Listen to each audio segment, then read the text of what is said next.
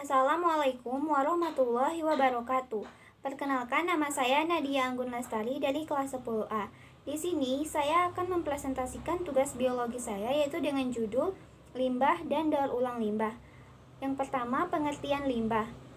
Limbah merupakan sumber daya alam yang sudah kehilangan fungsinya. Limbah juga dapat disebut sebagai entropi, yaitu sisa energi yang sudah tidak dapat dimanfaatkan. Adapun jenis-jenis limbah yaitu terbagi menjadi dua. Yang pertama, limbah berdasarkan jenis senyawanya. Yang kedua, limbah berdasarkan wujudnya.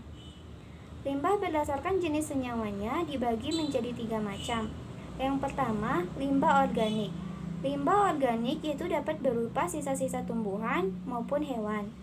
Yang kedua, limbah anorganik. Limbah anorganik ini dapat berupa minyak bumi, botol, plastik, dan juga kaleng.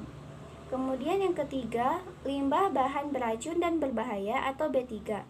Contoh limbah B3 dari kehidupan sehari-hari itu seperti oli, aki mobil, obat anti nyamuk, dan juga pemutih. Kemudian yang kedua adalah limbah berdasarkan wujudnya. Limbah berdasarkan wujudnya dibagi menjadi tiga macam. Yang pertama, limbah padat. Limbah padat itu dapat berupa sisa-sisa makhluk hidup, limbah domestik, limbah dari pabrik yang berupa bahan padat. Kemudian yang kedua, limbah cair. Limbah cair dapat berupa bahan-bahan yang dapat terlarut dalam air, seperti sisa-sisa metabolisme berupa urin. Kemudian yang ketiga, limbah gas. Limbah gas ini dapat berupa asap pabrik, asap kendaraan bermotor, debu, dan juga asap pegunungan berapi. Daur ulang limbah. Seperti yang kita ketahui tadi, limbah merupakan sisa energi yang sudah tidak dapat dimanfaatkan. Nah, untuk memanfaatkan kembali limbah ini dapat kita lakukan dengan mendaur ulang limbah.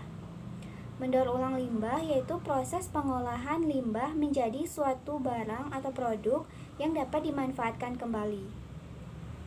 Adapun langkah-langkah yang dapat kita lakukan untuk mendaur ulang limbah, yang pertama adalah pemisahan barang-barang atau material yang dapat didaur ulang.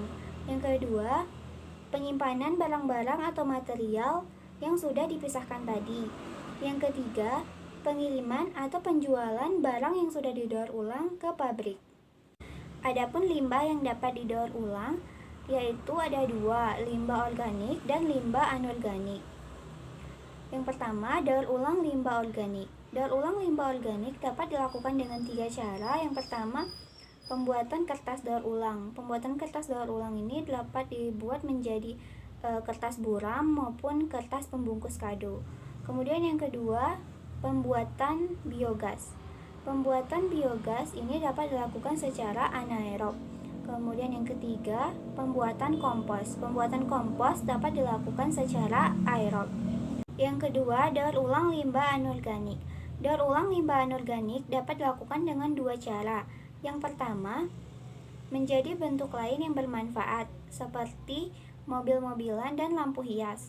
Kemudian yang kedua, menjadi bentuk asal yang bermanfaat, seperti ember, gelas, cangkir, dan piring.